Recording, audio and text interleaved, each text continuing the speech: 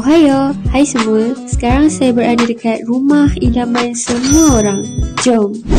Rumah ni hanya 3 minit untuk ke Highway Senai dan 25 minit untuk ke Topen, Ion dan Ikan. Rumah teres 2 tingkat ni berkeluasan 1,400 square feet. Percaya tak, meja makan 6 seater pun muat.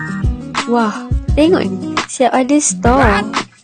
Yang tak larat nak naik tangga tu, sini, jangan risau.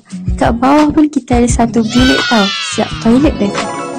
Ruangan dapur dia luas. Yang specialnya, tada, ada yard.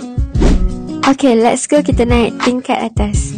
Dekat sini kita ada bilik yang kedua dan juga bilik yang ketiga. Bilik kedua dan bilik ketiga ni dia disambungkan dengan satu toilet. Inilah master bedroomnya you all. Luas kan? 22 darab 15 kaki. Fuh, siap toilet lagi. Akak, macam mana nak beli rumah ni?